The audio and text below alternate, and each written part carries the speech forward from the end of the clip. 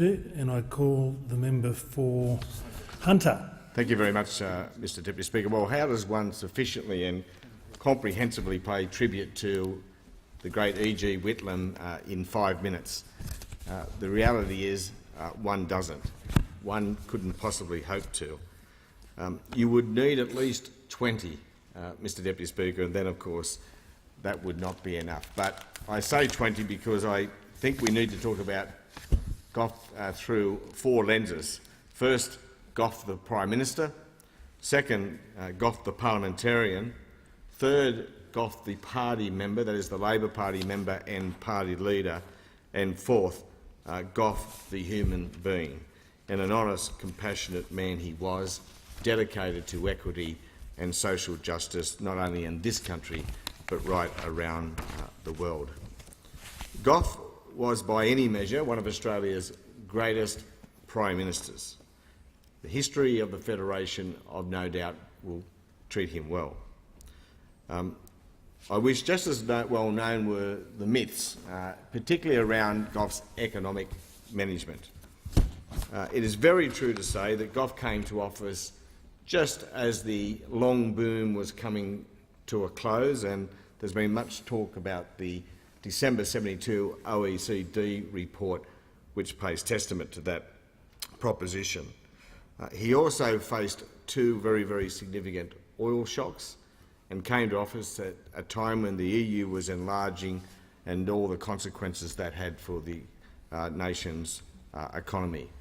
But amongst all that, and I should say he was a sticker for Treasury advice, had followed Treasury advice almost always.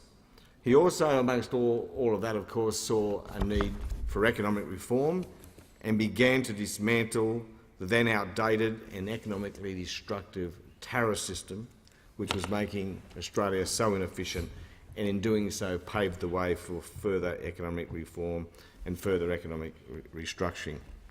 To save time, I'm going to take 2 and 3 together: Gough the parliamentarian and Gough the party member and party leader. This is Gough's biggest legacy. Gough used the forms of the parliament from opposition to drag the then coalition government to new reforms, matters that would have been resisted otherwise if it wasn't for the advocacy skills of Gough Whitlam.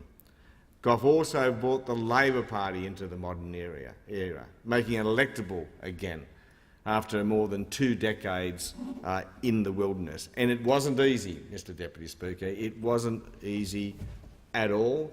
He took on entrenched factional interests, faced expulsion from the party at one stage for his efforts, but in true Gough Whitlam determination and courage stood up to the factional masters and those who'd created their fiefdoms within their party at the expense of the party and took the party forward. Fourth, of course, is Gough the man. And I'm one of many in this place who can say that I was honoured and privileged to know Gough and to know Gough well. I didn't know Gough well when he was Prime Minister, certainly. I was only 10 or 12 years of age. I do recall meeting him at a nursing home opening in my town of birth, Bellingen, when I was around 12 years of age, which excited me somewhat, but it was in his later years that I got to know Gough well. And what always stands out for me is that Gough, despite his somewhat feigned public persona, or exaggerated public persona, was not interested at any time of talking about Gough or his legacies. The great man was far more interested in talking about the Labor Party and how it was going, the future of the country, but even more particularly about me. Gough was far more interested to know how I was going than he was interested in talking about where he had been. He encouraged me to study more, for example, some advice I followed, although I must admit, having been persuaded by him to begin a law degree, I didn't finish that law degree. I think I was about the halfway point at the time, but his advice was appreciated, and his ongoing interest on my progress through that university degree was also appreciated.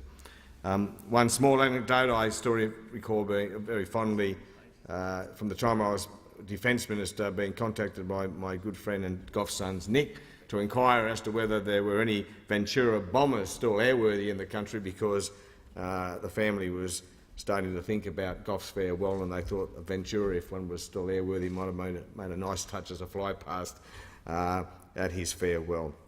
There was something unique about Goff and his art for both self-deprecation and self-praise. He could talk himself up in a way which most people could not get away with, but Goff could, because he, amongst all of his other fantastic attributes, he had a very sharp wit and a very good sense of humour. He will be missed by many. He had a very good innings at 98, had a full life, certainly, almost unchallenged by anyone else in Australia's political history. He will be missed by many.